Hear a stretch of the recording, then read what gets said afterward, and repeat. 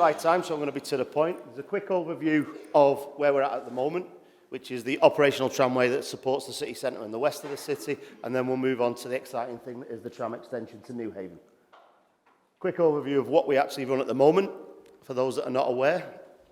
I won't go into any more details. All the things people have been talking about and will continue to talk about for the remainder of the day are destinations and places that you visit. The way we see our job at Edinburgh Trams is we're ambassadors for the city and we move people around to join everybody up. So the two areas we focus on, customer service and operations of a tram system. Things that we like to look at and the things that we work on. We make sure that we have someone on board every tram that also, first and foremost, make sure you've got a ticket, let's be blunt about this, but also they're there for the visitors and people that move around the city, making sure they get the information that they need to move around efficiently. We use some of the assets at the airport. The airport is obviously one of the key points where people come into the city, so we've created facilities where they can meet, have meetings, and also get as much information as they see before they start their journeys. Barriers to travel, using public transport, ticketing systems. We've worked very closely with a variety of stakeholders to create business-to-business opportunities. We have an Edinburgh ticket website, so you can buy the tickets before you actually depart to come to Edinburgh, and that we can buy multi-day tickets so that you're all planned out for the journey ahead. One of the most important things we're working on this year is building on the Lowder buses multimodal contactless solution, which we're hopeful we can bring in towards the end of this year, just after we've launched the trams to Newhaven. Major thing that I've picked up on is we're here to support Edinburgh, so all the events, we are light rapid transit and mass transit, so we move a lot of people very quickly and very efficiently. The other area we work into is, as I said, customer services. The customer's at the heart of what we do. So we have a variety of mediums where you can contact us instantaneously, from the tram stop to the chat lines and so on and so forth. And we aim to solve problems, answer inquiries within 45 minutes, no less. So we're into minutes, not hours, not days. We also work with a load of destinations in the city which give people reasons to travel, and they'll get discounts on the back of the tram, so you use us to go to the destinations. It'll help you to get discounts and work with those people. I've been in the city now working on this tram system for 7 years, and I know we're very good, and I've known that when I soon got here, within a matter of months, I knew how good the system was and the staff was and what it was capable of doing.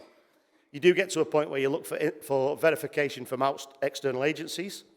So we went out to look from an operations perspective. We entered Global Light Rail Awards. Some key points in there. I was really happy when we beat the G-Link in Australia to become Operator of the Year, I think in 2018. That was quite one of my highlights. And obviously we pick up awards within Scotland as well. The other part of what we do is the customer focus stuff. So we also went out to a series of awards and surveys and so on to see where we got to. The highlight was Transport Focus, which it covers all public transport, ferries, trains, buses, trams. We're actually the only organisation to get 99% customer satisfaction. And that being said, once we took that, we then entered into the Institute of Customer Services, and we now compete with the likes of the Amazon, John Lewis, and all the people that seem to the benchmark for good customer service. So all in all, the current operations of the trams we do is going exceedingly well. What we've got to do now, I'll hand you over to George, is how we carry that on into the extension. So it's been alluded to a couple of times already today, the extension, the completion of Line 1 to Newhaven. I'm sure you'll be aware that it's underway. Some of the facts and figures about the completion of that work, construction almost complete, and I'll come on to what happens next in a moment.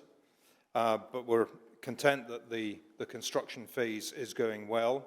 And of course, we're now also concurrently in what we call the mobilisation phase.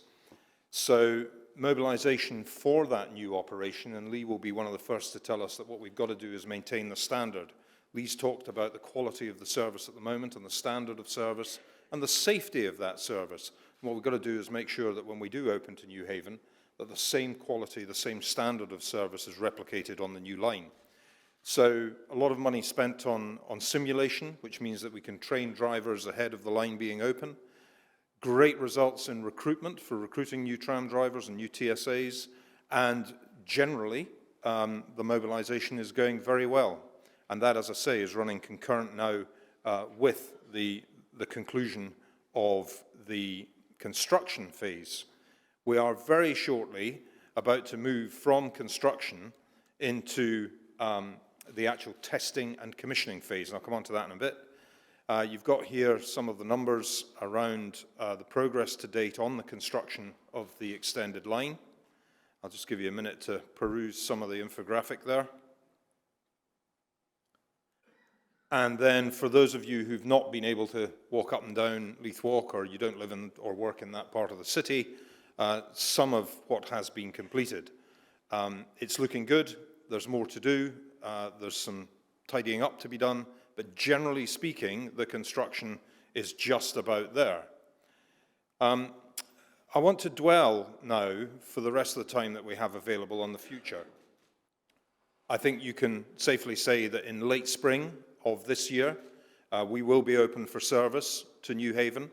And of course, you all know, because you are aware of the calendar, that spring officially finishes on the 21st of June, 2023. So by late spring, sometime round about the 21st, without being held to account, we'll be open for service. The steps to that, and again, I think we have to be honest about this, we have to switch the power off to connect the line. We have to connect the extended line to the existing line, to the existing system, and to do that late this month, we will switch the power off. Trams will have to turn at Shandwick Place. That'll be for about a week's time, and you can just imagine the two bits of cable joining and the two systems linking up. As soon as the two systems are linked, Lee and the team will start running trams to Newhaven. They'll actually walk in the first instance, and we'll make sure that the tram fits and it gets round the bends. And we'll bring it back up, and then we'll do it a bit faster, then we'll put some people on it, and eventually, in late spring, we will be open for customer service. So that's very much the testing and commissioning that starts at the end of this month. So 3 months of testing and commissioning, and then we're into service. But where next? And this is the really big question, and I'm pleased to say, and I think Mike may have already gone, I'm not sure, but if Cammie's in the room, he will well know that the City of Edinburgh Council is now grappling with that exam question.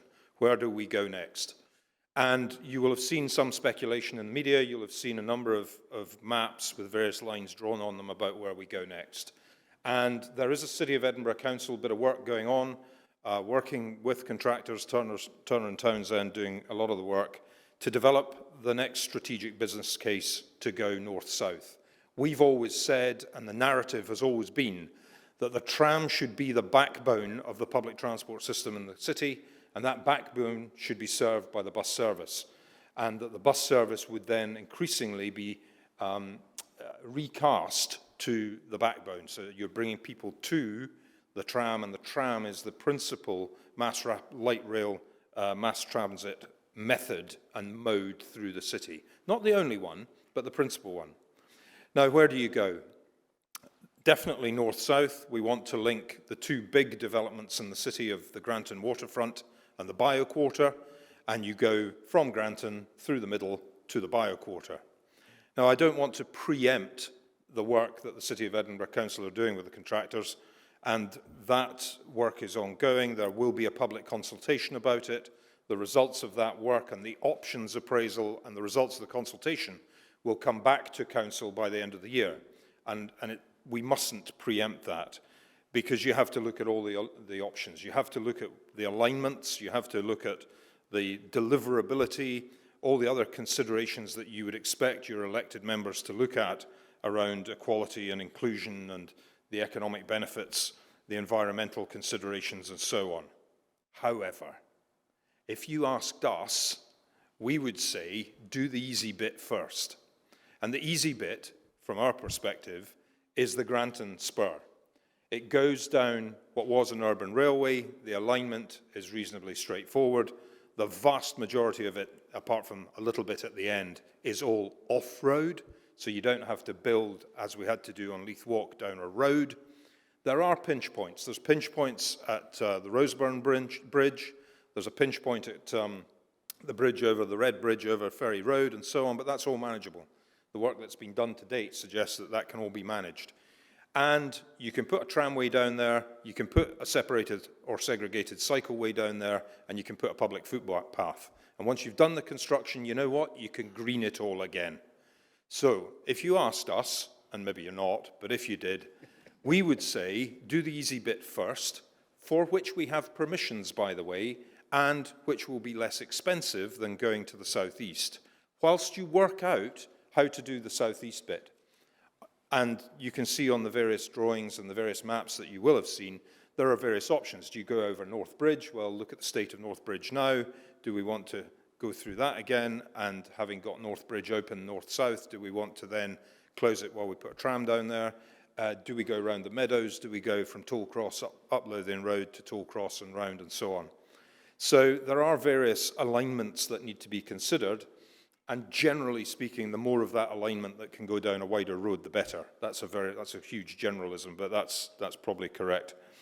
The other thing for this audience, if we're talking about the Edinburgh visitor economy, one of the good reasons to go to Granton in the first instance is those destinations of the Granton Marina and the Granton waterfront. And Cami talked about opening up the waterfront all the way from Cramond right along the front to Granton, to the Granton Marina, and then on to Ocean Terminal, where there are other destinations. So it makes sense from a visitor economy perspective if we are trying to get people beyond the city centre. I hesitate to use the word dispersed, but beyond the city centre to some of the other locations in the city, then again, from our perspective, we should go to Granton first while we work out how to go to the southeast. Then there's also talk of, do we go to the west? Where else do we go beyond that? All of this has to be done in both a regional context and with the support of Transport Scotland and Scottish Government, so that we're thinking about the wider strategic public transport plan.